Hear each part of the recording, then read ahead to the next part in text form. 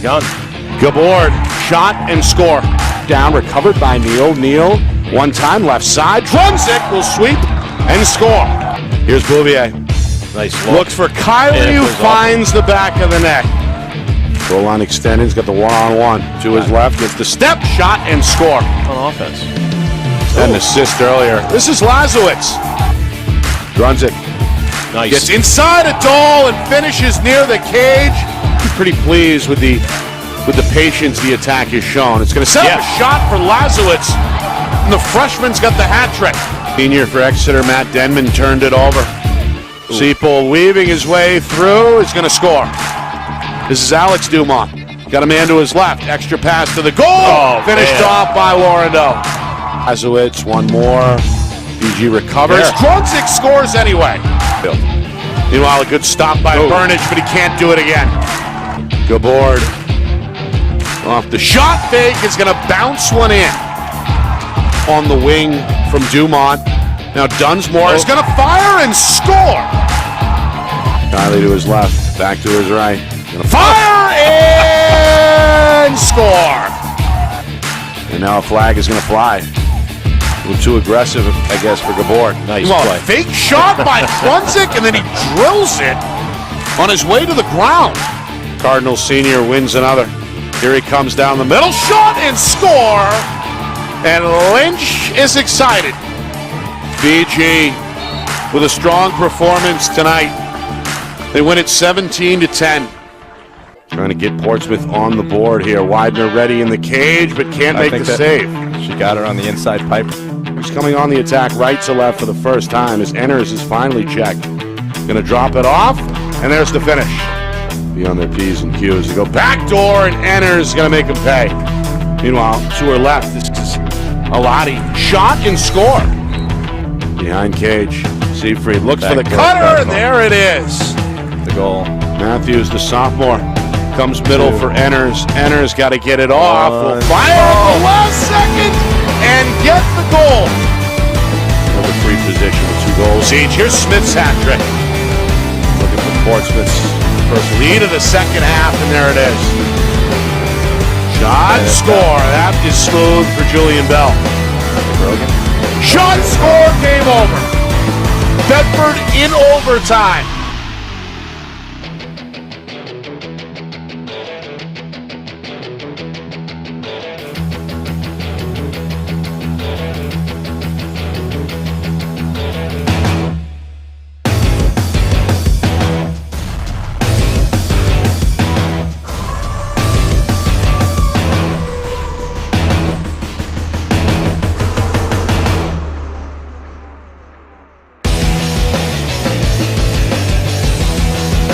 Penalty against the Saints. Basin's going to make him pay. Now here he comes. Thinking about it. Looks for a man last second, and there's the finish. That they kind of glared at each other. Nice turn. DiMartino's got his second goal. Playing Adam Hope. Still in the boundary, looking for a cutter. Comes near side, wants to shoot it himself, and finds a way to score. Conley now down the chute, going to fire and score. Ryan to his right wants one. There it is. Gets one. Step fires and scores. In half now with less than a minute to go, third quarter. Yeah, with a minute, I'm going to goal. Shot, score. Can't pass that one up, though. Get the middle. We'll get to attack, coming middle, trying to free himself up. Shot, score. And Anthony DiMartino. Connor has got his fifth. And then warm up the bus because they're going back to Dover with a victory. 10-6 is the final.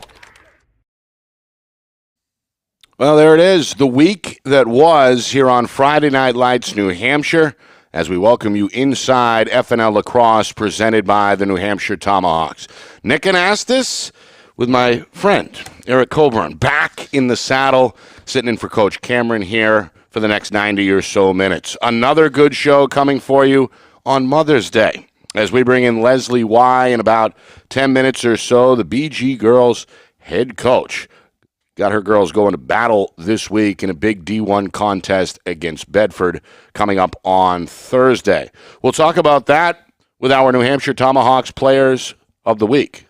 The twins, Connor and Riley Bouvier from Bishop Girton, both coming on at the same time. Bottom of hour number 1, 9:30 Eastern. We'll talk with them about their seasons and their futures.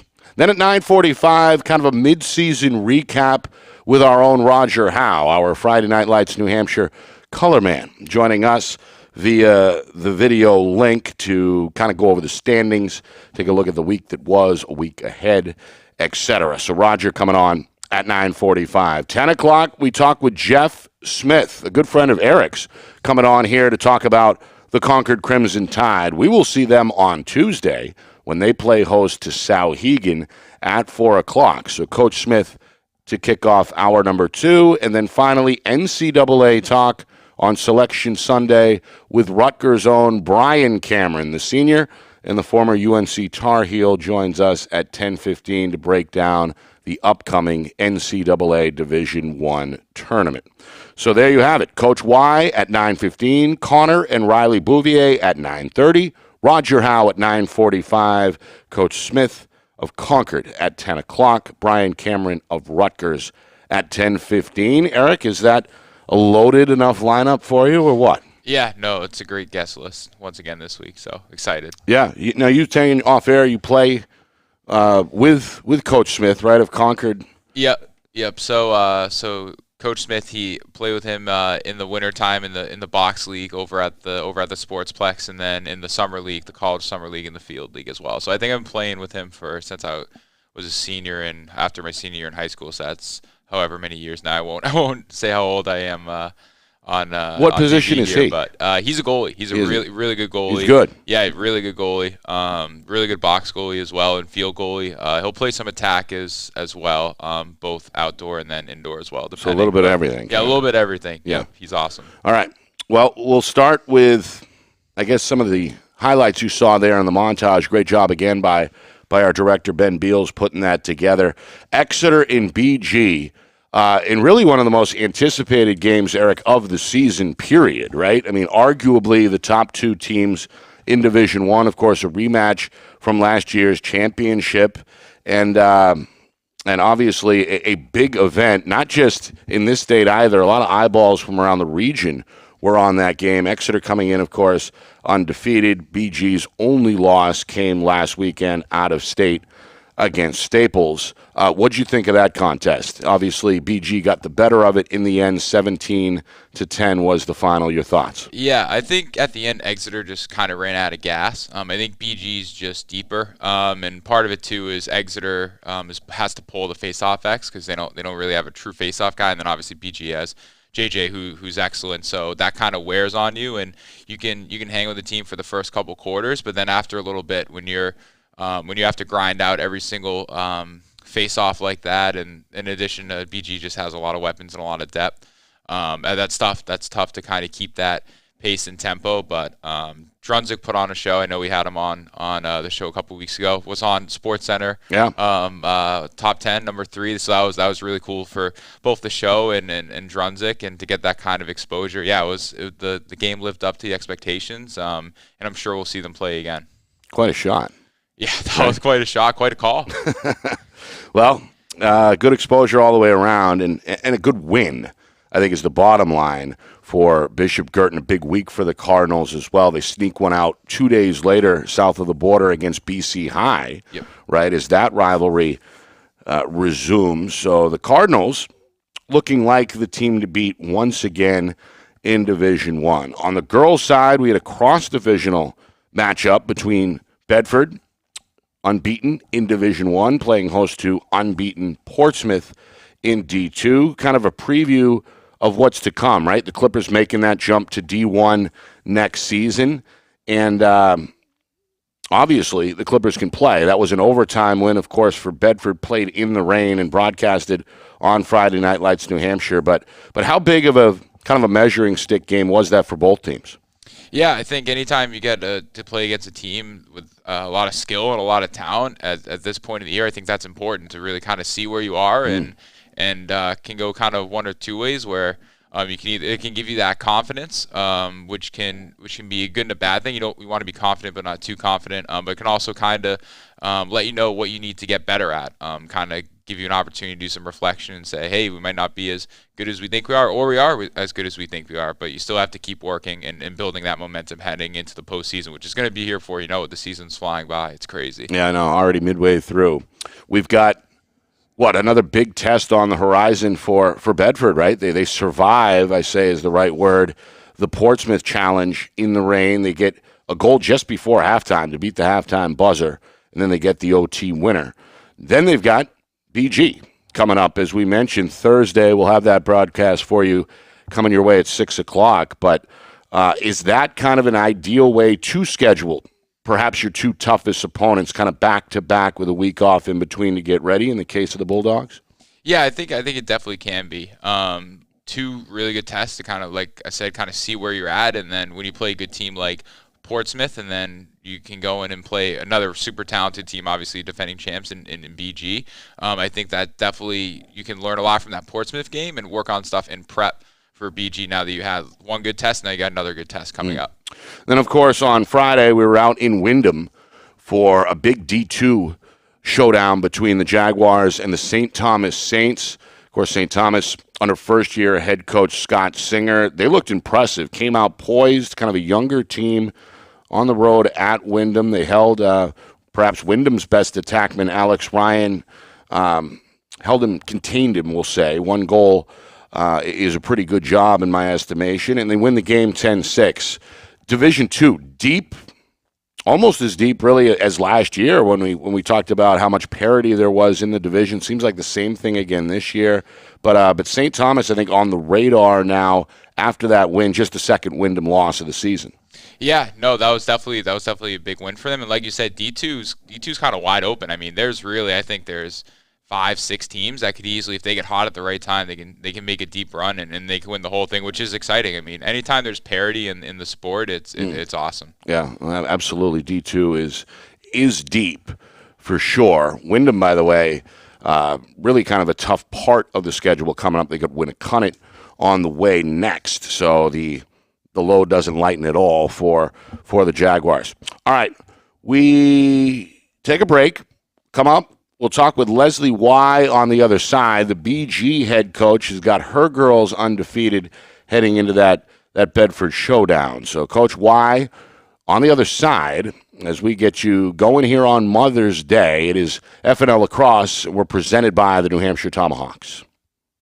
The New Hampshire Tomahawks promote the highest level of club lacrosse competition, not just in the state, but in the country. Looking to get recruited? Director Chris Cameron keeps an open dialogue with the nation's top college lacrosse coaches. Over 400 New Hampshire Tomahawks alumni have played at the college level, including the ACC, Big East, Big Ten, Ivy, NESCAC, NE10, and more. New Hampshire Tomahawks coaching staff has over 100 coaches, including current high school, varsity, and college coaches. The Tomahawks offer training for players of all ages, clinics, camps, and leagues, along with spring, summer, and fall elite teams. So play with the best. The New Hampshire Tomahawks, showcase and development for college lacrosse. Visit NewHampshireTomahawks.com and girls.nhtomahawks.com. Our broadcast today, as it always is brought to you by Beals Insurance Agency, with locations now in both Bedford and Londonderry. Whether you need home, auto, or business insurance, Beals Insurance will get you both the price and quality coverage that's right for you. Just call 603-471-9999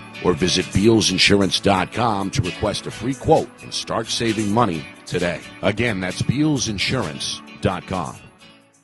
You know, we could have a new screen on that baby in less than 15 minutes. I'm Chad, the owner of New Hampshire iPhone Repair. We're New Hampshire's most trusted and convenient device repair shop.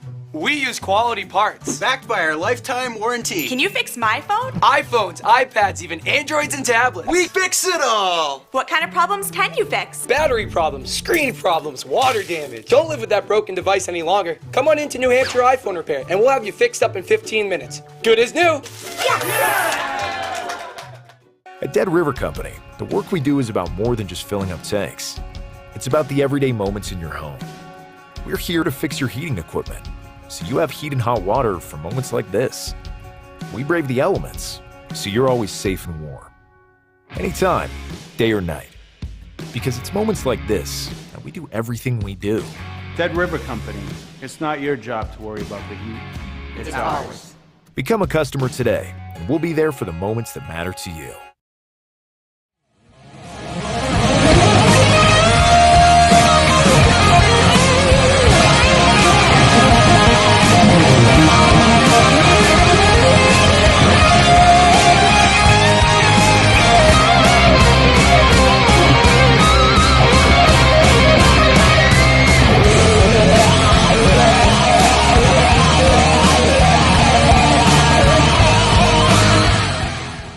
Back here in the Beals Insurance Studios in Bedford. Nick Anastas, Eric Coburn with you. It's FNL Lacrosse presented by the New Hampshire Tomahawks. Happy Mother's Day, of course. Glad you could join us here this morning. Kicking off a big week here on Friday Night Lights, New Hampshire, Sauhegan and Concord on the boys' side. Coming up Tuesday at 4. And then it's Bedford and BG on the girls' side Thursday night at 6 down at Stellos Stadium. We'll talk about that big battle coming up in a few minutes with Connor and Riley Bouvier, our New Hampshire Tomahawks Players of the Week. The Twins will join us at 9:30. Roger Howe of Friday Night Lights New Hampshire will help break down the the scene about midway through the season. We'll check the standings in the NCAA. Hour number 2, Concord's Jeff Smith kicks off the hour. As I mentioned, Crimson Tide playing host to the Sabres later this week. And then Brian Cameron. On the eve of the NCAA tournament, the Rutgers senior will join us to try and make sense of Selection Sunday, which comes your way later today. But right now, our first guest is ready to cook. Leslie Y., the BG girls head coach, joining us now, returning to the show. Coach, good morning. How are you? Good morning. Good. How are you? Good. Happy Mother's Day. Thanks for carving out some time with us. We appreciate it. Let's just jump right into it. Your girls are right on schedule, it looks like, right? You had the one tie, I guess, out of state, but forget all that. Undefeated against New Hampshire competition so far. How would you grade the young ladies about halfway through the season if you had to give them a grade? I would say as of yesterday, we drove down to Staples, Connecticut, or Westport, Connecticut yesterday morning. And we played in the rain and the wind, but it held off pretty nicely. But I'd give them an 8. Things really clicked yesterday. Very nice chemistry on both ends of the field and through the transition. So I was really happy with what I saw yesterday. Especially challenging your team against an out-of-state opponent in tough conditions, right? I mean, how much does that tell you about the integrity of the team to be able to do that? Yeah, in addition to kind of the regular schedule, which is a handful in its own right.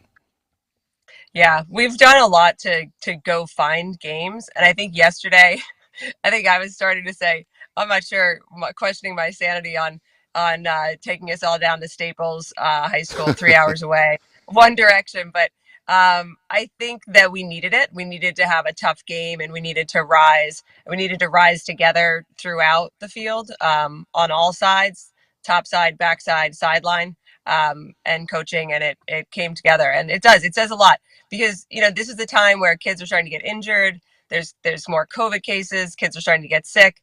And so it's a critical part of the season of kind of assessing, like you said, where are you and what do you need to do to move forward? Yeah. Well, you've got a lot of talent on this roster. Same case as last year when your team won the championship. That's obviously a good problem to have, but sometimes it can still be challenging, right, to find the roles, to find the right combinations, the right amount of playing time for the kids. Right? Or is that kind of an exaggerated problem? No, it's not an exaggerated problem. I talk to a lot of kids on a regular basis of what do I need to do to get better for this year, for next year. Where do you see me? This is where I see myself. And we have some really great, pretty open dialogue, but it's a massive challenge to get the right players, not the right players, but as many players on the field in as many games as you can, because you've got this chemistry that really works with the first 11, and then working in your alternatives and the other components in case of injury or relief. The temperatures are rising. It's going to be, I think I saw it's going to be 85 when we play Bedford on Thursday. So really? It's critical. Yeah, I don't know if that's going to hold, but that's some crazy heat. And maybe that's just earlier in the day, but it's really, getting these kids in, and we have so much talent and so many committed players, both committed to college and just committed to the sport. So it's to keep everybody headed in the right direction with spirits high is a big challenge. Yeah. I'd imagine another challenge, given the fact that as you said, this roster is loaded with college commits. Sometimes kids, maybe parents, have kind of their own agendas in terms of how their kids or themselves should play, what roles they should have, et cetera, that maybe sometimes the individual agenda can collide with the team agenda. Have you seen any of that at all, or is this really kind of an unselfish group that has come together and bought in with you at the helm?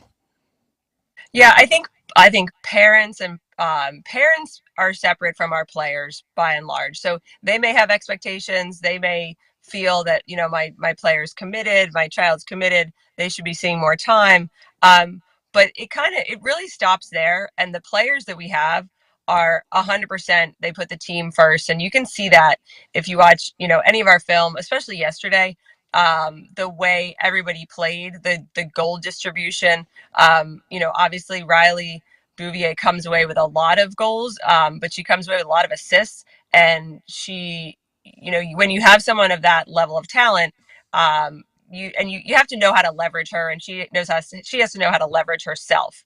And I think by everybody putting themselves second to the team, and their personal goals are second to the team, it works really, really well. And we have a lot of fun together, and they love to compete for each other and with each other. And we really don't have issues with, I have my own agenda, or I'm not scoring enough points. There's a lot of work to do all over the field. And it really does not just come down to how many goals you score, or how many assists you have. It's how you ride. It's how you redefend. It's how you pick up ground balls. It's how you box out for someone else to pick up a ground ball. It's how you play team defense. There's so many roles and so many jobs on the field that if you're only focused on one of them, then you're not going to be on the field for us. Coach, how's it going? Obviously a huge game coming. Obviously a huge game coming up with Bedford this week. So last year you played them in the semis, but a lot of folks were saying had it not been for kind of the COVID stuff with the regional, that was truly kind of the championship game last year. How do you manage the emotions and the expectations with such a huge matchup? But at the end of the day, it is just a regular season game, and you're probably going to see them again in the future. How do you kind of manage those emotions? Yeah, I think we focus very much on process, and what you need to do every day on each, like each of those roles you have, each piece of your game, and from the emotional piece or the mental piece, really just having as much emotional discipline as you can bring to the game. So not engaging with refs, not engaging with other players, and just being very contained. But it's a regular season game. It's a checkpoint for us. It's a checkpoint for them. And we're going to play them and learn more about them when we play them this year, this time around. Last year was strange. We played them twice in 1 week, and then we played them in semis, and it felt like, I think to everybody, it felt like a championship. So very emotional. And I think this year it's a lot more measured. But it's always like, these girls love to compete, and they love each other, and they've all played together for so many years, and we've all coached all of them. Christine and I have coached all those kids in various clubs, high school. So it's always a hot topic, but it's always fun. Yeah, I would imagine that kind of a rivalry, that kind of a circumstance would bring out the best of your players, right, Coach? I mean, you want to beat someone you're familiar with from a competitor standpoint, right? Absolutely. You want to you don't want to beat them because you want to see them lose. You just want to beat them because you know how much they bring, and how much they challenge you, and how much they force you to rise. But at the end of the day, like I was watching the Portsmouth Bedford game with you guys commentating, and I told Kevin, I'd say, if not, why not?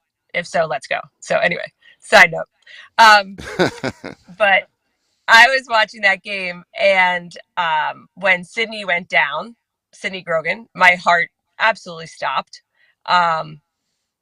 Just tremendous player, tremendous kid. And then Avery Runke, when you guys panned over to it, Avery Runke is sitting there with her arm around there with her. And we've coached those kids forever. And that, at the end of the day, that's what this is all about. And that's who those kids are. And the character that they bring to the sport and to life. They're amazing humans. So it's really fun to play Bedford, because it's like looking at ourselves in the mirror. Well, Coach, we've got Riley Bouvier coming on here next, part of our New Hampshire Tomahawks player of the week. She has been obviously really the best player statewide for almost 2 years. I think you could argue that. On her way to Stanford, what has she meant, not just on the field, but off the field to you and your program these last few years? Last year, she was a key player. We had a lot of strength in the midfield, so she was part of that. She was a leader by her actions, and this year she has grown tremendously, and she's been a leader, a vocal leader, an emotional leader on all fronts. She steps in if I need an extra set of hands and I'm going to go work with the defense with Kevin or the goalies, Riley steps in. She and Delaney as our captains have been phenomenal.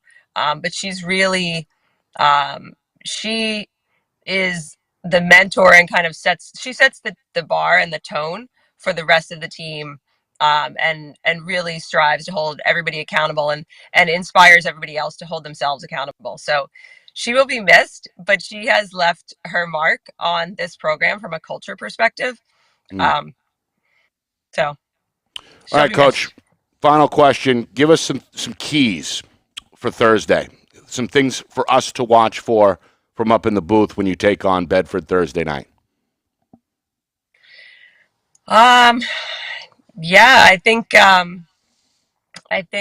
a key for us is going to be playing our style of game, not bending, and playing fast and playing smart at the same time.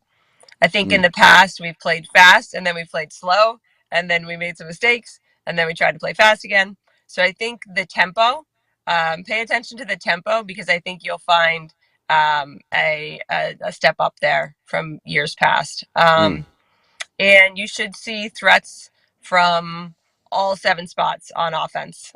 There's nobody, if you look at our scoring distribution, just about every game, every single offensive player is scoring, assisting, has a huge role in our offensive play.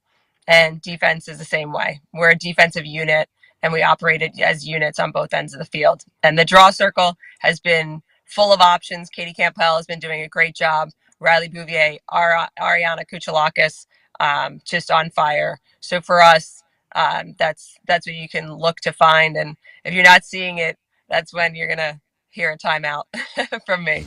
Right. Well, Coach, we appreciate you coming on. Good luck on Thursday for sure. And thanks again for joining us. We really appreciate it. Yep, absolutely. Thanks for having me. Thank you. And again, Leslie Y., the Bishop Girton girls head coach. What'd you think there, Eric? She seems like she's got her hand or her thumb kind of on the pulse of the team, really is familiar at this point, multi-years of coaching this same group, kind of coming up through the ranks. I mean, how big of an advantage is that as a coach to really know your players for multiple seasons? Yeah, that's a huge advantage, to know your players and their tendencies and what they're really good at, and that's it's easier to kind of put together the puzzle pieces, so to speak, when you've known them for so long, instead of trying to get some new players in that you're not really familiar with that year. It might take a little bit to kind of figure out like what gels and what works, but when you've had the same players for such a long period of time, it's easier to kind of figure out who fits well where. And then from a player point of view too, if you've know each other for that long, just having that chemistry already built in is an advantage. You trust the coach a little more the longer you know him, right? Absolutely. And obviously they've had a lot of success. So when you see the success come through, it's easier to trust what they're telling you to do in practice. All right. On the other side, the Bouvier twins, Connor and Riley, both standout players for Bishop Girton, and they are both our New Hampshire Tomahawks Players of the Week. Coming up on the other side, when FNL Lacrosse continues, we're presented by the New Hampshire Tomahawks. The New Hampshire Tomahawks promote the highest level of club lacrosse competition, not just in the state, but in the country. Looking to get recruited? Director Chris Cameron keeps an open dialogue with the nation's top college lacrosse coaches. Over 400 New Hampshire Tomahawks alumni have played at the college level, including the ACC, Big East, Big Ten, Ivy, NESCAC, NE10, and more. New Hampshire Tomahawks coaching staff has over 100 coaches, including current high school, varsity, and college coaches. The Tomahawks offer training for players of all ages, clinics, camps, and leagues, along with spring, summer, and fall elite teams. So play with the best. The New Hampshire Tomahawks, showcase and development for college lacrosse. Visit NewHampshireTomahawks.com and girls.nhtomahawks.com. Our broadcast today, as it always is brought to you by Beals Insurance Agency, with locations now in both Bedford and Londonderry. Whether you need home, auto, or business insurance, Beals Insurance will get you both the price and quality coverage that's right for you. Just call 603-471-9999 or visit BealsInsurance.com to request a free quote and start saving money today. Again, that's BealsInsurance.com. You know, we could have a new screen on that baby in less than 15 minutes. I'm Chad, the owner of New Hampshire iPhone Repair. We're New Hampshire's most trusted and convenient device repair shop. We use quality parts. Backed by our lifetime warranty. Can you fix my phone? iPhones, iPads, even Androids and tablets. We fix it all! What kind of problems can you fix? Battery problems, screen problems, water damage. Don't live with that broken device any longer. Come on into New Hampshire iPhone Repair and we'll have you fixed up in 15 minutes. Good as new. At Dead River Company, the work we do is about more than just filling up tanks. It's about the everyday moments in your home. We're here to fix your heating equipment, so you have heat and hot water for moments like this. We brave the elements, so you're always safe and warm. Anytime, day or night. Because it's moments like this that we do everything we do. Dead River Company, it's not your job to worry about the heat. It's ours. Become a customer today, and we'll be there for the moments that matter to you.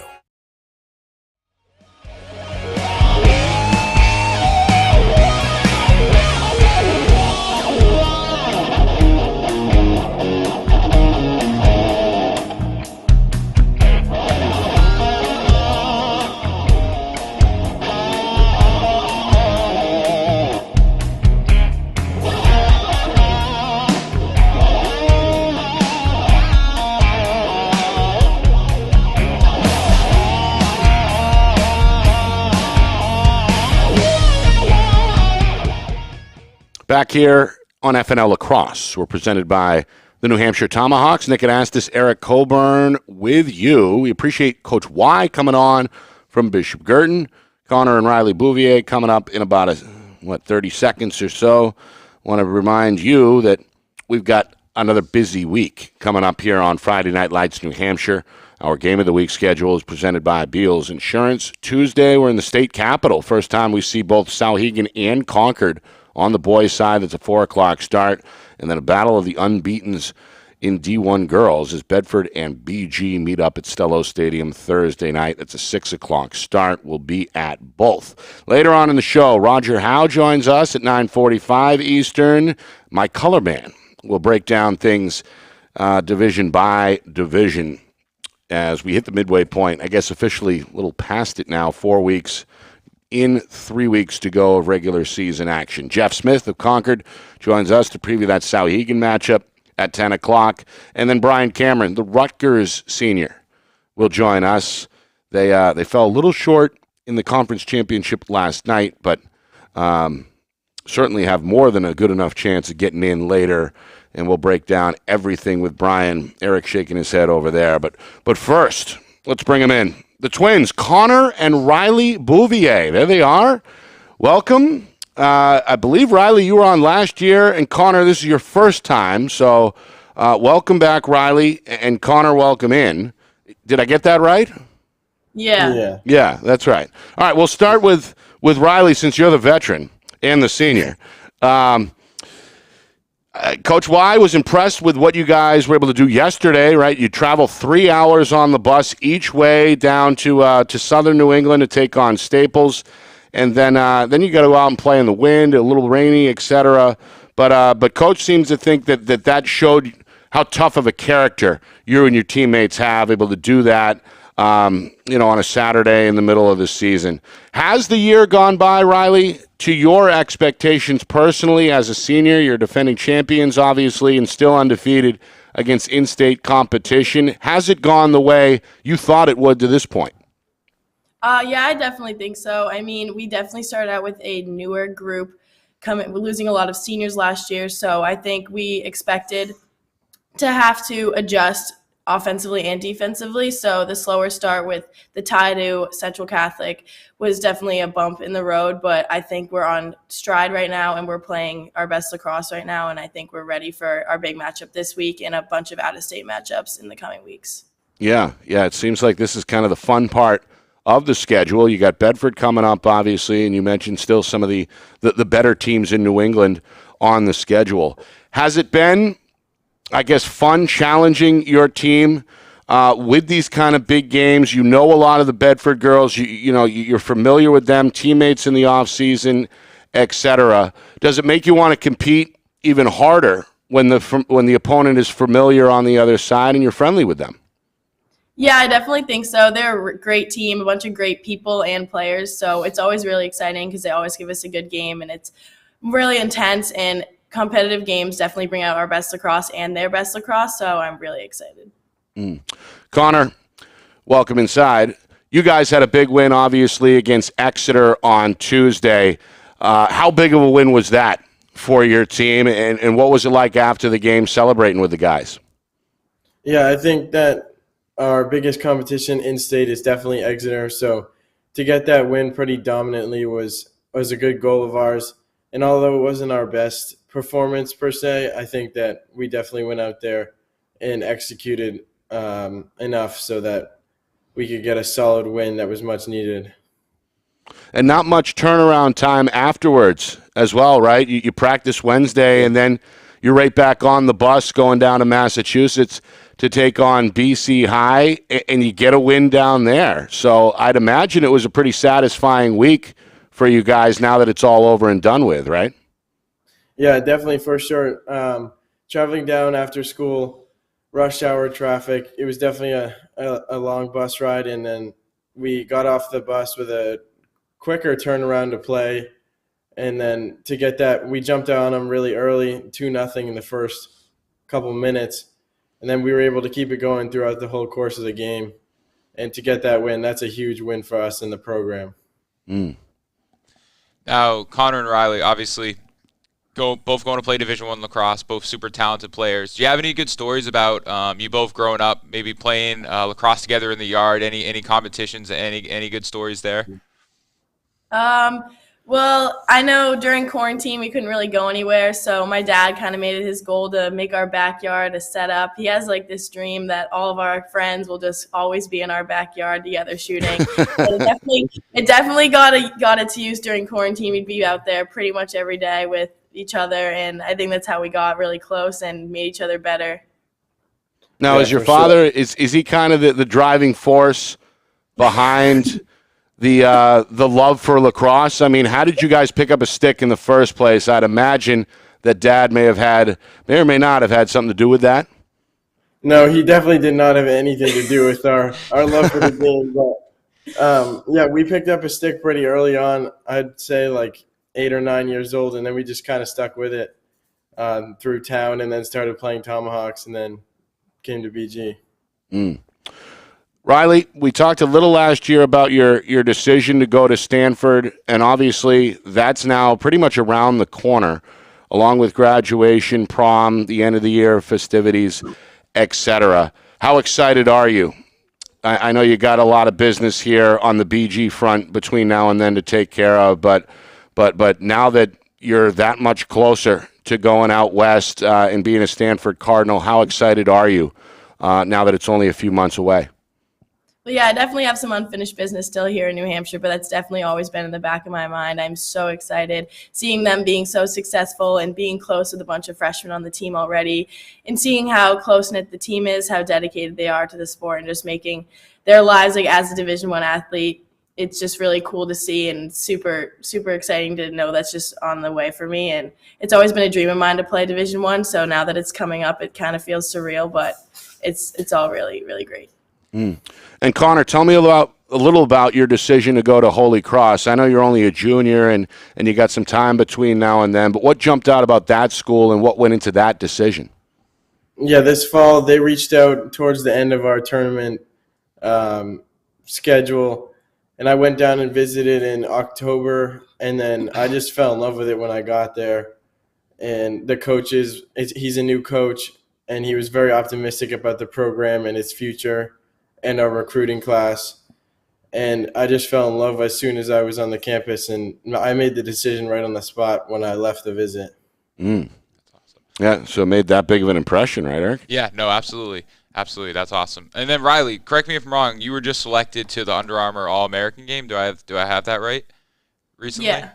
So that's awesome. Obviously, that's a huge deal, nationally televised game. I think it's only I want to say it's 40, right? Right around 40 players get selected for both the boys and then the girls side as well. What does that mean to you? And then being from New Hampshire, obviously NHIA. I know Brian played in it, Cameron played in it a couple of years ago, and then Sean was selected to it as well. Had it not been for COVID would have played in that as well. So what does that mean kind of to be selected to that game?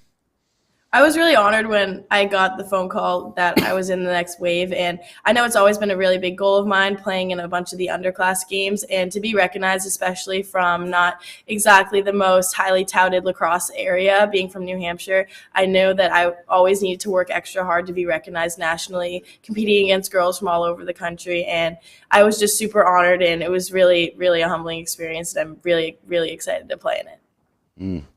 Well, we appreciate you guys coming on with us here this morning. Tell your mother Happy Mother's Day as well, and I guess tell your father to relax now that he's got that backyard turned into a complex back there. He's done his job as well. We appreciate you guys coming on. Good luck this week. Good luck the rest of the year, and good luck moving forward as well. We appreciate the two of you coming on. Thanks again. Thank you for having us. Yes, thank you for having us. Thank you. And again, Connor and Riley Bouvier, our New Hampshire Tomahawks Players of the Week. What a household that must have been like coming up, right? I mean, you want to talk about competitors. Yeah, no, absolutely. And there's no rivalry like a sibling rivalry, so Right. to be able to compete with each other, and obviously there's some differences between boys and girls lacrosse, but still just be those competitors and be out in the yard shooting together. I mean that's an environment that's gonna breed success, and obviously they're both going to Division I schools, and then Riley obviously playing in the Under Armour All-American game, which is a huge deal. So clearly it's paid off. Both super talented players. So Yeah, good to see. All right, BG and Bedford coming up later this week. Two unbeaten teams in Division I will be on the ground Thursday in Nashua for that 6 o'clock start. All right, on the other side, my friend Roger Howe will join us. Friday Night Lights New Hampshire color commentator, here to break down the midseason, give us a midseason report, I suppose, 4 weeks in, 4 of the 7 in 2022. So we'll check the landscape with Roger. Coming up next, you're watching FNL Lacrosse, presented by the New Hampshire Tomahawks. The New Hampshire Tomahawks promote the highest level of club lacrosse competition, not just in the state, but in the country. Looking to get recruited? Director Chris Cameron keeps an open dialogue with the nation's top college lacrosse coaches. Over 400 New Hampshire Tomahawks alumni have played at the college level, including the ACC, Big East, Big Ten, Ivy, NESCAC, NE10, and more. New Hampshire Tomahawks coaching staff has over 100 coaches, including current high school, varsity, and college coaches. The Tomahawks offer training for players of all ages, clinics, camps, and leagues, along with spring, summer, and fall elite teams. So play with the best. The New Hampshire Tomahawks, showcase and development for college lacrosse. Visit NewHampshireTomahawks.com and girls.nhtomahawks.com. Our broadcast today, as it always is brought to you by Beals Insurance Agency, with locations now in both Bedford and Londonderry. Whether you need home, auto, or business insurance, Beals Insurance will get you both the price and quality coverage that's right for you. Just call 603-471-9999 or visit BealsInsurance.com to request a free quote and start saving money today. Again, that's BealsInsurance.com. You know, we could have a new screen on that baby in less than 15 minutes. I'm Chad, the owner of New Hampshire iPhone Repair. We're New Hampshire's most trusted and convenient device repair shop. We use quality parts. Backed by our lifetime warranty. Can you fix my phone? iPhones, iPads, even Androids and tablets. We fix it all. What kind of problems can you fix? Battery problems, screen problems, water damage. Don't live with that broken device any longer. Come on into New Hampshire iPhone Repair and we'll have you fixed up in 15 minutes. Good as new. At Dead River Company, the work we do is about more than just filling up tanks. It's about the everyday moments in your home. We're here to fix your heating equipment, so you have heat and hot water for moments like this. We brave the elements, so you're always safe and warm. Anytime, day or night. Because it's moments like this that we do everything we do. Dead River Company, it's not your job to worry about the heat. It's ours. Become a customer today, and we'll be there for the moments that matter to you.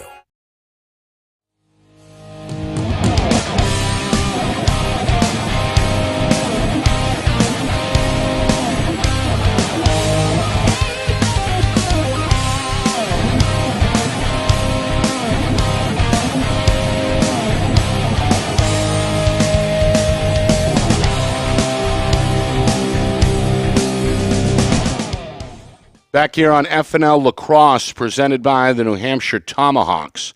Nick Anastas, Eric Coburn with you. We are live every Sunday through lacrosse season at 9 a.m. here on Friday Night Lights, New Hampshire. We're live in Bedford at the Beals Insurance Studios. We'll get to Roger Howe in a moment. We got Jeff Smith coming on, the Concord head coach, at 10 o'clock Eastern. He'll help us preview our Friday Night Lights New Hampshire game of the week between Sauhegan and Concord coming up from the state capitol on Tuesday afternoon. That's a 4 o'clock start. Later in the week, we're down in the Gate City as BG plays host to Bedford on the girls' side. 2 unbeaten teams, the last 2 undefeateds in Division I. That game comes your way Thursday at 6.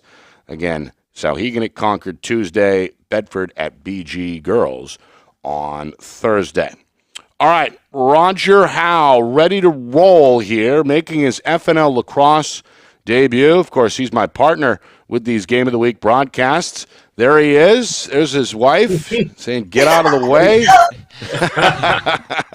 Hey, Roger, how are you? Yeah, it's her day. It's her day. That's right.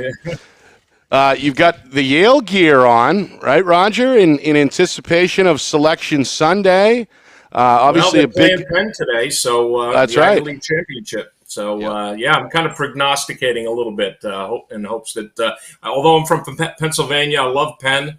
I think it's going to be a Yale day. What do you think, Eric? Yep. I was going to say Def Taxes and Andy Shea in the Ivy League tournament. So I'm probably going to go with the Bulldogs as well today. Indeed. Roger, halfway through already, seemingly. It's gone by very quickly. 4 weeks in the rearview mirror in the high school schedule. NCAA. We'll start with the boys' Division I. That landscape, we've touched on it. BG at the top as the defending champions, still undefeated against in-state competition. Most recently, we see them back on Tuesday defeat Exeter and hand the Blue Hawks their first loss.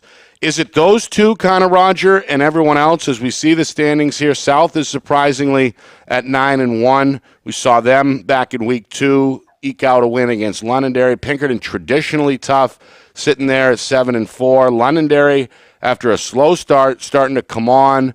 I mean, how do you see it, Roger, with BG and Exeter at the top and everyone else following suit? Yeah, I'm going to tell you, with the exception of that 1-goal loss that South had, they would be undefeated right now. They would be in the thick of the standings in Division I, which they are. But, I mean, they've got that one small blemish on their schedule, but they're looking very tough. That was a 6-5 loss. We were there, Roger, against Londonderry.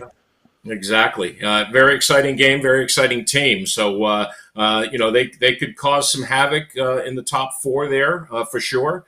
I'm seeing a lot of movement down at the bottom of the division more than at the top.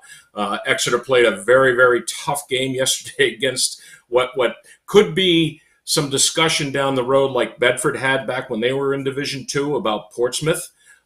Portsmouth jumping up to Division I. That game went down to 35 seconds in the fourth quarter before Exeter was able to pull it out. And Portsmouth actually had a chance. But not to get off track from Division I think you're right. It's going to boil down to those two Titans in D1 and maybe an upset or two along the way in the bottom part of that division. And then, of course, Pinkerton, you can't ignore them.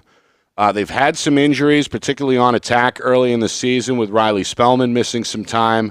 They've got arguably the number 2 face-off guy in Cole Frank, the sophomore, and, of course, a long tradition of getting better as the season goes on and somehow finding a way to either the championship or the semifinals. We saw them lose in the semis last year against Exeter. What do you expect we see from Pinkerton as we get closer to the tournament?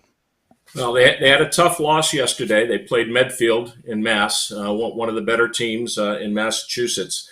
And their schedule, with the exception of Exeter and BG, is in their favor.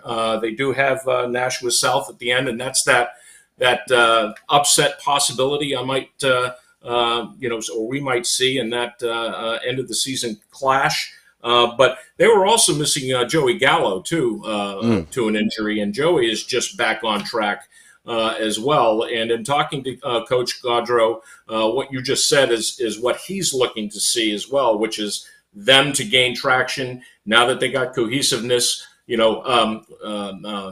Midfielder Wong had an injury earlier on this season. So as they start to get a little healthier and they can, put some string of games together, they might be peaking just as the playoffs start. Yeah, I think I have I'll take Pinkerton in that South game. I think Pinkerton's going to hit their stride, and that face-off advantage with Cole is big. I think Pinkerton will take that game against South coming up. So. Yeah, and I agree. It's at South. It's going to be at Stellos. So we'll see what happens there. But I still think South is that outlier there that could make a disruption in Division I. All right, looking at Division II here, Roger, as I pull up the standings on my phone. We talked all year about how deep of a division it is, the deepest of the three with the most parity. We'll start with Portsmouth, the defending champs. They give Exeter all they can handle yesterday and seem like the favorites. Timberland right behind them and Winnicott right behind as well. Break down that top tier. Is that the top tier? Of course, we can't forget Coach Hetler's Dairyfield either. Is it those four? I mean, how do you break down in terms of kind of a classification of Division II? Well, after we saw St. Thomas this past week against Wyndham, and I said in the broadcast that they are the real deal, and I believe that. They are the real deal. And if you look at the standings, I mean, St. Thomas is in 7th place in the standings right now, and I think that you're going to have a lot of teams taking each other out, and we're going to see this movement up and down. Dairyfield's certainly a part of that as well. The outlier here, again, in this division, I think, is Conval. Now, we haven't seen Conval this year, but they have a very, very favorable schedule coming up, and they're at 4-3. And I have them with maybe one projected loss in that division, and they could come up with some disappointing wins for some of the other teams in that top 4 and 5 bracket. But clearly, those top 4 teams are the ones to watch. Dairyfield's right there, and Wyndham, they're going to catch a break here, and they're going to get right back in the thick of things as well. I want to see what Portsmouth does this coming week. They've got some important games coming up here, if I may. They are playing fantastic lacrosse, as evidenced by what I saw yesterday, and they're just right there, and I don't know if they can be stopped at this point. You're going to have to get Coach Fisher on sooner rather than later. Yeah. Now, Roger, in terms of Division II, like seeding is going to play a part. Like you're talking about Conval, where if they have their schedule might not be as difficult as some others. They might finish a little bit higher. So what do you think about the seeding? Because that 4-5 matchup could be really, really, really tough, depending on if like Conval finishes higher towards the top. And I think seeding Division II could really shape up how the tournament unfolds. What are your thoughts there? Yeah, Eric, I agree with you. My projections for Conval is they could end up at 11-3, and we know how points plays a difference in NHIAA standings as well, not only just record, but they only have one really top contender team that they need to play, and that's the 17th of May against Wyndham, and that's going to be a home game for them. So I agree with you. That could be a disruption in that middle ground area where just because of not who they beat as far as a quality win, but where they ended up in the standings based on points could make all the difference in the world of seeing kind of like, I hate to even mention it, Winnicott at Portsmouth last year in that first play-in bracket. You might see them end up with somebody in a quality, top 5, top 6 seed, going against them. Right. Eventually. To that point, I mean, you could get a 6 or a 7 seed, and you could be playing maybe like a Conval. Whereas even though you're on paper higher seed at like a 4, you could be getting like a Dairyfield, you could be getting a Winnicott, depending on how it shapes up there. So it's going to be interesting. Exactly. Yeah. This division, and believe it or not, even Division III has got kind of the same thing going on, where you've got those top 4 or 5 teams. Campbell is clearly above that. I don't want to get ahead, Nick, on the divisions here. But well, but go yes. ahead. That's where I was going next anyway. Is it Campbell's to lose in D3? Yeah, clearly it is. Campbell is above and away. They're undefeated. Plymouth is right there, obviously. They're undefeated as well. That game is coming up Monday. Excuse me, that game is coming up in the weeks ahead, Friday the 13th of all days. That clash, Campbell at Plymouth, at 4 p.m., it looks like that's going to be at Plymouth. So I believe Plymouth plays on grass, and Campbell, I think, also plays on grass. So, you don't have an advantage there, but that could be a telltale sign of where Division III is going as far as who was the powerhouse. But you've also got Laconia, Hopkinton, Trinity, last year's Division III winner. Right. They're all within a couple of points and a couple of wins and losses of each other. And then there's a definitive separation for the rest of the division from there. So, although many of those teams like Pelham, Lebanon, Kearsarge, they'll make the playoffs more than likely. Those are the teams that are pulling away, and Campbell is certainly the leader along with Plymouth. All right, Roger. We'd like to have you stick around if you've got another 10 or 15 minutes. As long as my we'll wife take a is break. fine with it, I mean, Well, right. You better get that straight, especially on Mother's Day. Indeed. Here's what we'll do. We'll break. We'll bring in Coach Jeff Smith, who both of you know well, and we'll go from there. The Concord coach on the other side as we get hour number 2 going in just a moment. You're watching FNL Lacrosse. It's presented by the New Hampshire Tomahawks.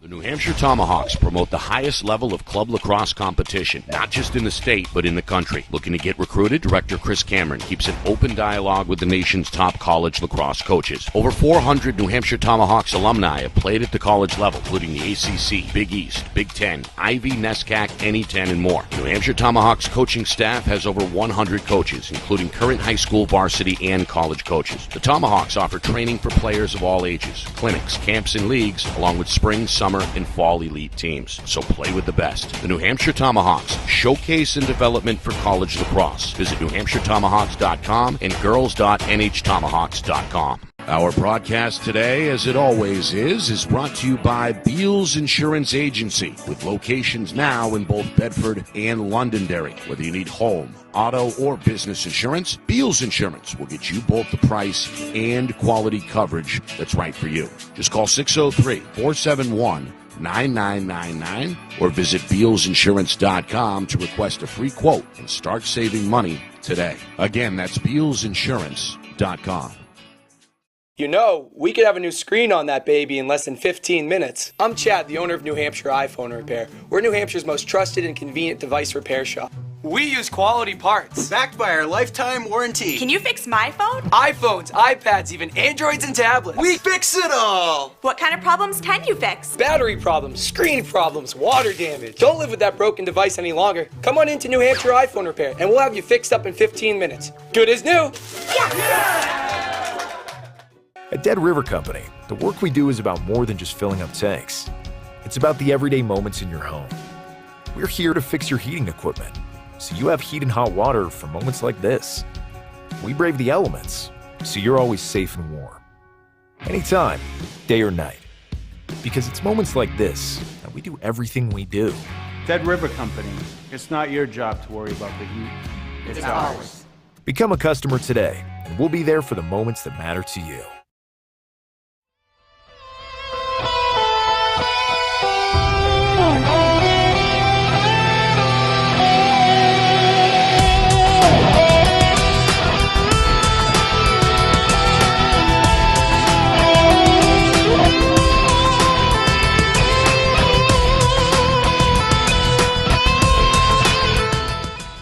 Hour number 2 here on FNL Lacrosse, live every Sunday, 9 a.m.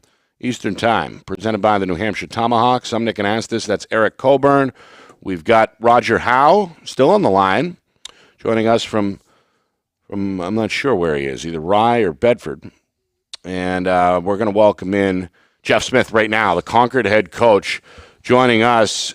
Crimson Tide hosting Sauhegan coming up Tuesday at 4. We'll be in the state capitol. There he is, Coach. How are you? Welcome inside here on Mother's Day, FNL Lacrosse. We appreciate you. I appreciate it. Thank you for having me. Thank you. Coach, your team in the hunt for a playoff spot. Seems like over the last several years, you've kind of built that program back up to where it is one of the better teams in Division One.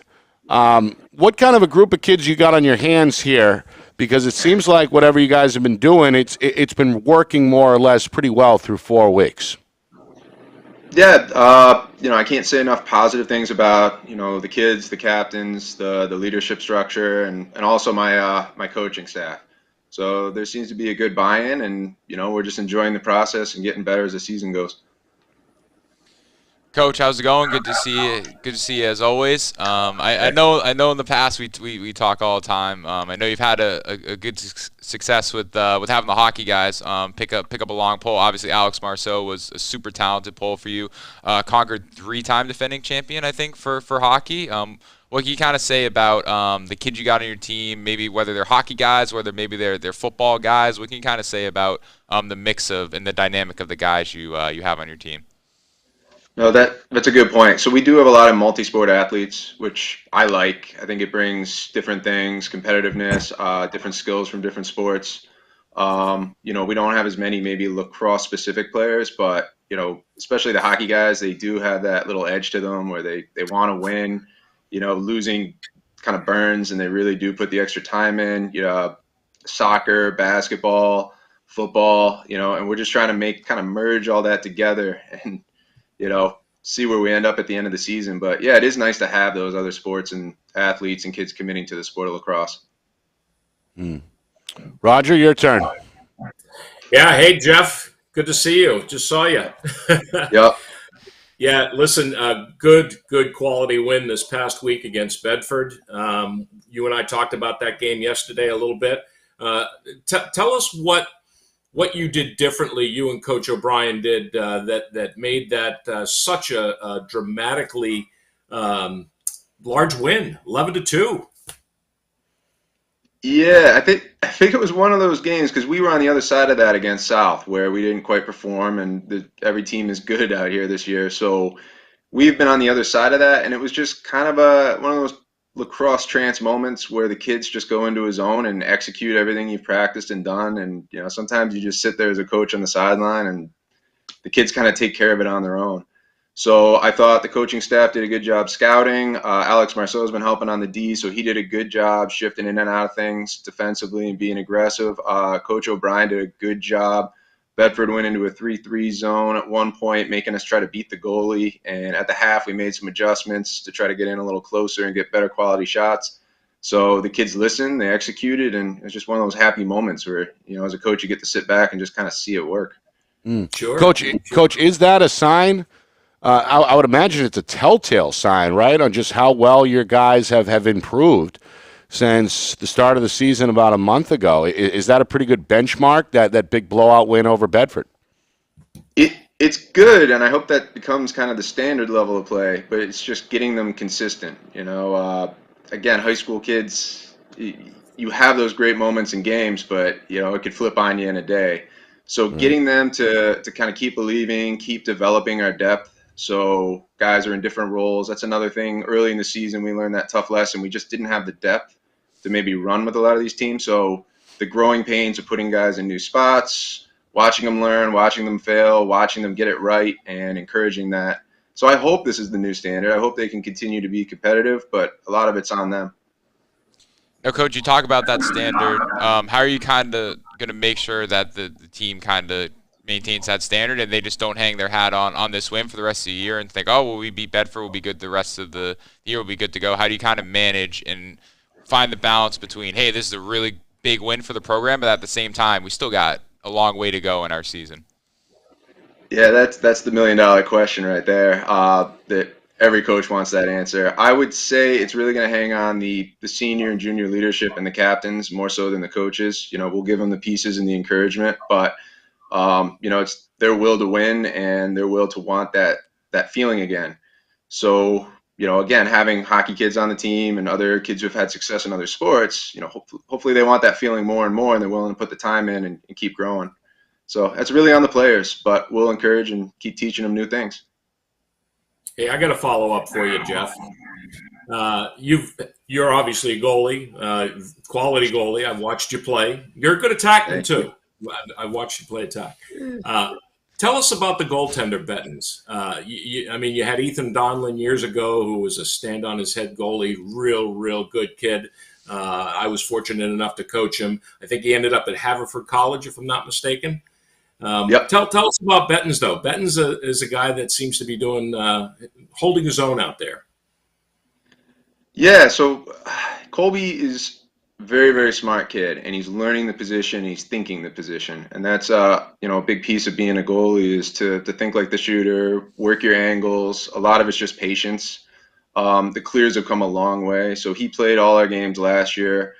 He got that experience. He, played a little bit over the summer, but I think he's a very quiet but competitive kid. So he wants to go toe-to-toe with the goalie in the other crease. And I want to teach him how to do that. And he's been doing a good job of answering the bell and, playing good in tight moments. And, I'm looking forward to seeing how he develops throughout the rest of the season. Wonderful. Coach, give us a few things to watch for on Tuesday when you take on Souhegan. What things need to go right for your club in that game to beat the Sabres? Ground balls and just the clearing game, I believe. I haven't gotten a lot of film on Souhegan yet just because we've got a few days here. I'll start to get into that probably tonight. But, just winning the ground ball battle at this stage of the season is kind of the keys to wins and losses at this point. So just being aggressive when that ball's on the ground, getting it up, and then being able to clear it up the field the first time. So that's been the big emphasis in the last few games. If we got it on O, they can't score. Right, exactly. Well, Coach, we appreciate it. Thanks for joining us. Roger, we'll let you go as well. I'm sure Christina's got a few things for you to do, so we'll let you get to it. But both of you guys, thanks for jumping on for sure, and good luck, Coach, later this week. We'll see you on Tuesday. I appreciate it. Thank you very much. Thank you. Thank you, Roger. And, of course, Coach Jeff Smith of Concord and our own Roger Howe, who will join me on the call Tuesday when Souhegan goes up to the state capital. Seemed like he's a player's coach, right? I mean, especially with the goaltenders, have a head coach with that kind of credentials can really help, not just all the players, but in particular the goaltender, right?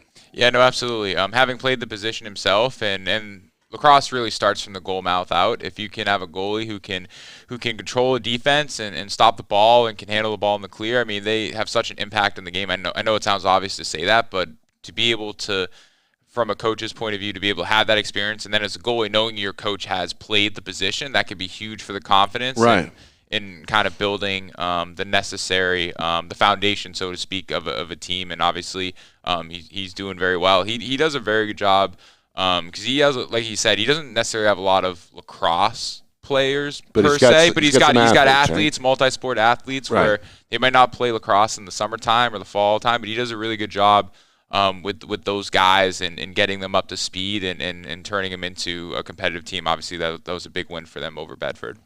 I would imagine that they play a physical style, a physical brand of lacrosse. I mean, I haven't seen them yet. I'll see them Tuesday, but I'd imagine with a lot of not just hockey players on the roster, but good hockey players. And then I thought his answer was telling a moment ago about one of the keys being the ground balls. So hockey players, ground balls, it sounds like a physical team, right? Yeah, no, absolutely. And ground balls, I mean, it sounds obvious once again to say, but especially in high school where there's no shot clock, if you control the ground balls in the middle of the field, it gives you such an advantage because you can take, for the most part, like you can have long possessions if you want to. So if you are playing a team that might be deeper than you or more skilled than you, if you can control the ground balls in the middle of the field, it gives you such an advantage. Shorten the game, exactly. And obviously, I mean, hockey guys with the long poles, I mean, it just works works so well, and some of the best poles are hockey guys, because obviously it's just a natural transition, 6 foot long pole, then hockey sticks right around that 6 foot marker as well. So I didn't think of that. That's a good point. Souhegan, Concord, coming up Tuesday at 4 o'clock. Roger Howe and I on the call. Pre-game gets underway about 3:45 or so. Of course, it's presented by Beals Insurance. Later in the week, Thursday night, we're back at Stello Stadium on the girls' side. Bedford and BG, 2 unbeaten titans in a heavyweight fight, at least by regular season standards. A rematch of last year's semis. That's a 6 o'clock start. We're underway at 5:45. On the other side, Brian Cameron, former New Hampshire Tomahawk, former BG Cardinal, former UNC Tar Heel, and now a Rutgers senior, hoping his career can last just a little bit longer after the result of the selection show later today. Rutgers looking to get in. We'll talk NCAA tournament on the other side. You are watching FNL Lacrosse, presented by the New Hampshire Tomahawks. The New Hampshire Tomahawks promote the highest level of club lacrosse competition, not just in the state, but in the country. Looking to get recruited? Director Chris Cameron keeps an open dialogue with the nation's top college lacrosse coaches. Over 400 New Hampshire Tomahawks alumni have played at the college level, including the ACC, Big East, Big Ten, Ivy, NESCAC, NE10, and more. The New Hampshire Tomahawks coaching staff has over 100 coaches, including current high school, varsity, and college coaches. The Tomahawks offer training for players of all ages, clinics, camps, and leagues, along with spring, summer, and fall elite teams. So play with the best. The New Hampshire Tomahawks, showcase and development for college lacrosse. Visit NewHampshireTomahawks.com and girls.nhtomahawks.com. Our broadcast today, as it always is brought to you by Beals Insurance Agency, with locations now in both Bedford and Londonderry. Whether you need home, auto, or business insurance, Beals Insurance will get you both the price and quality coverage that's right for you. Just call 603-471-9999 or visit BealsInsurance.com to request a free quote and start saving money today. Again, that's BealsInsurance.com. You know, we could have a new screen on that baby in less than 15 minutes. I'm Chad, the owner of New Hampshire iPhone Repair. We're New Hampshire's most trusted and convenient device repair shop.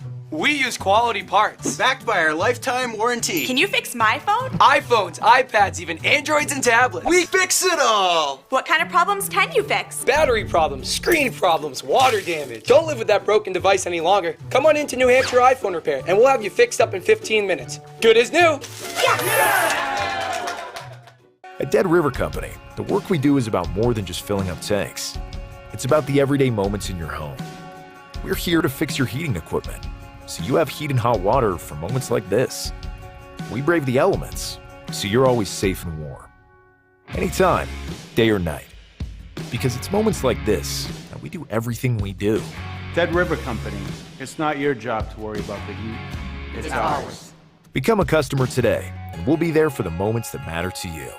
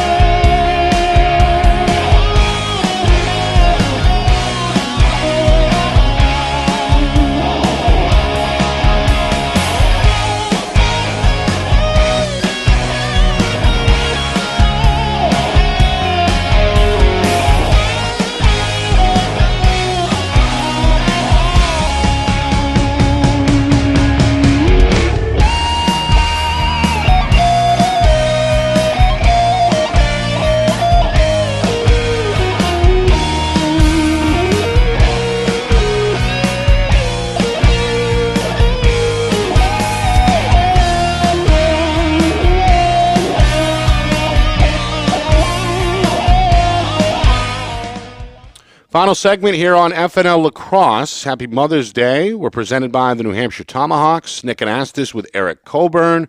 We appreciate the guests coming on. Leslie Y, Connor and Riley Bouvier, Roger Howe, Jeff Smith of Concord. Any of those interviews you missed, check them out in the archives. Of course, that's the video section on our YouTube channel. We're on YouTube at FNLNH Media. Later this week, Souhegan at Concord, Tuesday, 4 o'clock. Bedford girls at BG. Thursday, 2 undefeateds going at it at 6 o'clock. So another busy week with our Game of the Week schedule, which is presented by Beals Insurance. Final guest, Brian Cameron. Returning to the show, the Rutgers, I thought he was a senior. In fact, that'll be the first question here for Brian.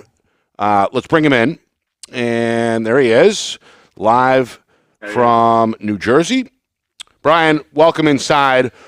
Break down this classification for us. You were at, obviously, North Carolina the last few seasons, and now you're at Rutgers. You still have a year left of eligibility. I believe you're a grad student, and you graduated early from North Carolina and now have 1 year left of classification. Is that all correct? Then enrolled in Rutgers, Master's in Communication in January. So I had the COVID year, and this is technically like my junior year, and then next year, and then that's it for me. Okay, so no matter what happens today with the selection show, you will be playing next year for Rutgers. Yes, yep. Okay. All right. Well, break me down that decision there, because obviously you had success at North Carolina, and it seems like Rutgers has been a very good fit for you in terms of playing time, et cetera. What led to the decision to leave Durham and head to New Jersey? Yeah, I mean, I loved UNC, everything about it. It really is a special place. It is weird, like on Snapchat today, all my class is graduating right now. They're actually like in the ceremony right now. So it's definitely weird not being a part of that. But ultimately, like I have 5 years of lacrosse now, an extra year with COVID. So I wanted to make the most out of it, like athletically. And then if I have a chance to get a master's at a 2-year program, I felt, that was what was best for me lacrosse-wise, academically. So I ultimately made the decision. It's been great. I love Rutgers so far. And I'd say New Jersey's a little different from North Carolina, or Yeah, what? How you fitting in there socially in the tri-state area?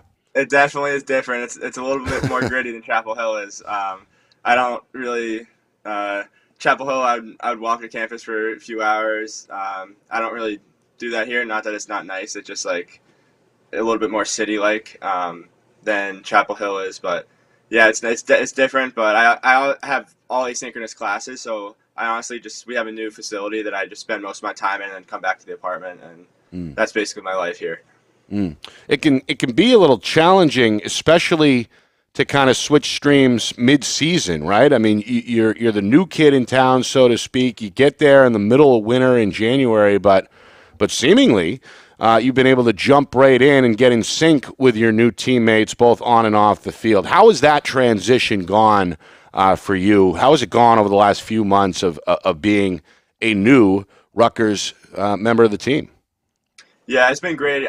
Coming in, I really didn't know what to expect. I would have weekly meetings with the coaches and talk with the players on the team throughout the fall. I'd watch all the practices on score break, but you really never know. You're coming in and trying to compete for a spot, and all the guys are new. They have chemistry and the way things go. So I was basically a freshman again, and followed our leaders, and it's been great so far. I really had a fall grind where I was just a solo grind by myself, where I was just basically training, waking up, training, going to class, training more, just trying to keep myself in shape because I missed fall ball. So that was, honestly, I think I got better. Like I was able to just focus on myself and really improve some things that I needed to work on, and came in to Rutgers. So. Awesome. Brian, good to see you as always. One more question about Rutgers, and then I want to get into the bracket breakdown with the selection Sunday coming up. So I actually when I was over at the University of Nottingham, I actually lived with 3 Rutgers kids, Christian Scarpello, Kyle Pless, and then Garrett Michael. I actually went all on to play pro ball. All great guys. And I talk to them all the time about Rutgers as a program. And our good friend Russ Moyer has been saying Rutgers, buying stock in them for feels like a decade now. Yeah. What can you say about the trajectory that Rutgers is on? I think really last year and then this year has really kind of cemented them as really a perennial, definitely top 10 team there. What can you kind of say about the trajectory there as the program? Yeah, I mean, just from the outside looking in, before I got here, like you could kind of see the upward trend, and then getting an inside look right when I got to campus, like there isn't a practice where coach blows the whistles, gets the balls, and the field's empty. Like everybody stays for, not everybody, but a good portion of people either get there early or stay late for shots. Everybody's always, seeing coach for film, and that is the culture of extra, and that's probably the biggest thing. Like all the guys are really into it. They really care about lacrosse. The new facility is amazing. It's the best facility as ever. Like everything's in one area. You have the academics, weight room, training room, fields right out there. So the way Coach Breck runs it, they treat us like kings. Everything's run the right way, and that's a big part of it. And then I think Rutgers lacrosse is definitely on the upswing for sure. Awesome. All right, let's talk bracket here. So a lot of RPI talk this year for the folks who don't know at home. The Ivy League has Whatever had. That means. Yeah, the Ivy League's had a kind of an unprecedented year, so to speak. I mean, Princeton didn't even make their conference tournament, and they're 3 in the RPI, so they're still gonna get in. And ACC has had a really down year, and there's a lot of bubble talk with the ACC teams. So like for instance, like Duke and Notre Dame played yesterday. Duke's sitting at an 8 for an RPI, and then Notre Dame's at an 11 right now. And then you got like Ohio State's in the bubble. I think Harvard is unfortunately gonna be out. Ohio State beat Notre Dame head-to-head, and then they had that big win over UNC, which is kind of who Notre Dame's win is kind of hanging their hat on. So I guess what do you kind of make of kind of like the bracket and kind of the RPI and the kind of like the ACC talk where it's, they've been good in the past, so kind of like having played in both the ACC and Big Ten as a conference, I just kind of want to get your – no, it's an open-ended question, but kind of want to get your thoughts on kind of the whole RPI and kind of how Selection Sunday is kind of going to shape up here later in the day. Yeah, the RPI, like I talked with my dad about it, he really follows it. I just try to honestly just focus on what Rutgers has to do the week leading up, but he really follows in, and I try to follow it as well. But like I think that Ohio State was great that they beat UNC early in the year. Now that win really doesn't mean anything because UNC kind of had a downward trajectory throughout the year. But yeah, it's just gonna be interesting to see how it shakes out because there's so many bubble teams this year. I feel like more than years past. Yeah, I mean, like Ohio State, like you mentioned all the bubble teams, and Duke and Notre Dame, like if Maryland draws Notre Dame for Duke, like I think, like Duke and Notre Dame are like, you do not want to draw, like obviously we had to play them, and we'd do fine, but that's a team you do not want to draw in the first round because they're a good team capable of making a run all the way. Yeah, no, absolutely. And then I knock on wood. I don't want to jinx you guys. I think you guys are safely in. You took care of business. I mean, 3 losses to Maryland and then Princeton. Top of the 2 of the top RPIs there. So I think you guys are safely in. Knock on wood. What does it mean for you guys? Knock on wood, to get another week of kind of practice together. What's that kind of mean for you and your team? I think you have something like 27 seniors and grad students combined. Some absurd. When I heard that, I was like, that can't be right. And then sure as heck it was. So. Yeah, like when we have pregame meals, coach will say, all right, grad students first, and like half the team goes up, and then seniors, and so it's 27 or 28 seniors, and they've been doing this for, like, we have one kid who's been here since 2016. And so we've been at this for a while, and it's just a really tight-knit group that knows, like, this team is so special, and, like we're not going to take special for granted. We know that we can make a run, and, like, we were saying it earlier, like, this is, like, it's not often where you wake up and you're living in your dream. Like, this is, like, what a lot of us, we wake up and, like, this is the dream. When we picked up a stick, we weren't really focused on PLL. It's like, we want to make the Final Four. We want to play in the Big Ten championship. And now, like, we're here right now, so we're going to do everything in our power to make a run at this, and I think we can.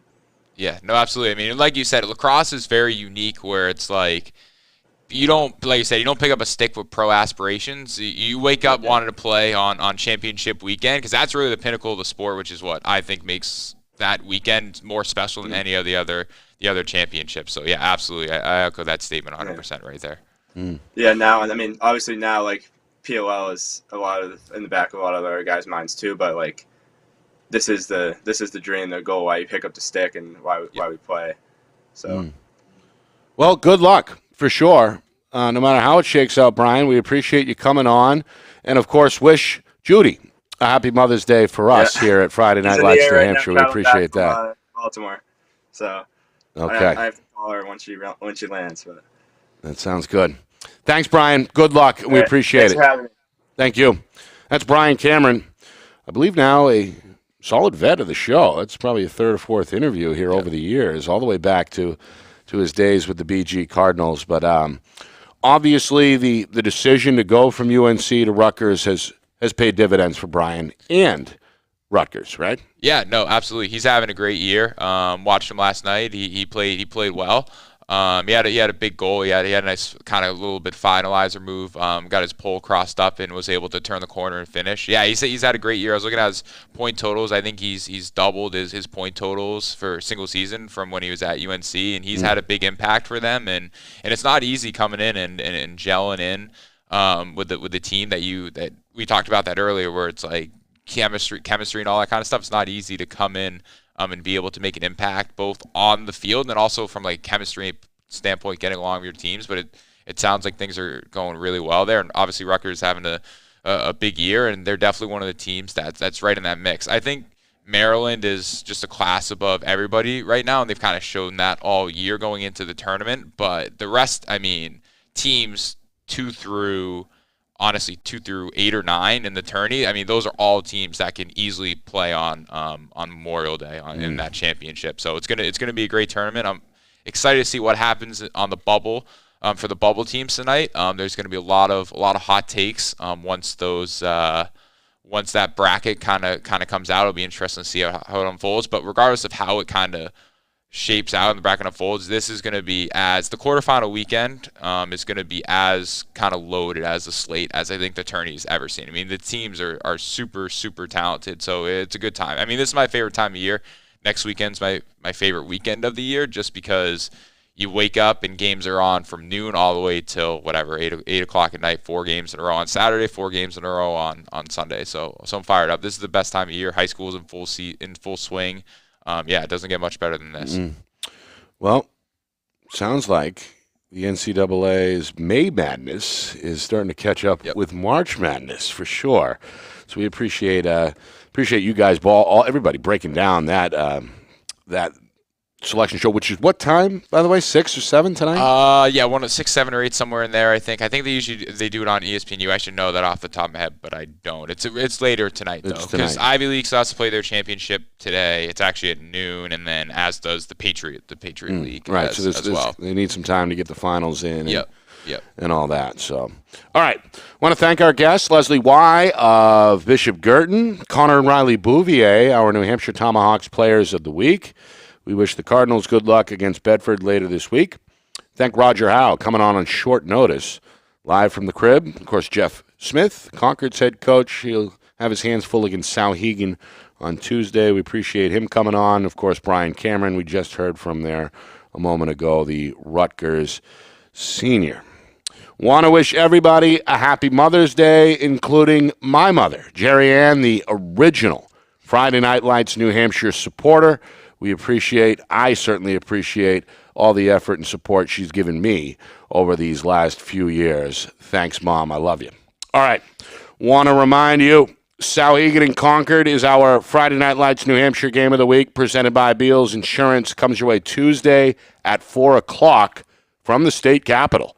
We'll be on the air with the pregame at about 3:45 or so. And then on Thursday, we get down to brass tacks. 2 unbeaten teams on the girls' side, Bedford at Bishop Girton. Thursday at 6 from Stello Stadium in the Gate City of Nashua. We're on the air at about 5:45. Eric, want to thank you for coming down, filling in for the boss. We appreciate it. Yeah, thank you. Pleasure to be here as always, and also happy Mother's Day to my mom Patty out there, and thankful for all the stuff that she's done. I mean, the number of hours that she spent in a car driving me to whether it's hockey or lacrosse practice, it's crazy, and I'm so fortunate. Every single opportunity that I've had is all because of her, and all the moms out there, all the hours in the car, and just so thankful for them. Absolutely. All right, for our director Ben Beals, who by the way says it's 9 o'clock tonight is that selection show time. Yep. 9 o'clock Eastern. Ben doing a great job, as usual, getting us ready to go and putting together another bang-up intro there with that collage from the week that was. We appreciate the work he's done behind the curtain. And, of course, the unseen hand is our executive producer, Steve Beals, on his way back to the Shire from Florida. So he'll be around this week. We appreciate Steve, and we appreciate you for tuning in here with us. We're live every Sunday morning throughout lacrosse season at 9 a.m. Eastern. I'm Nick Anastas saying so long. This has been FNL Lacrosse, presented by the New Hampshire Tomahawks.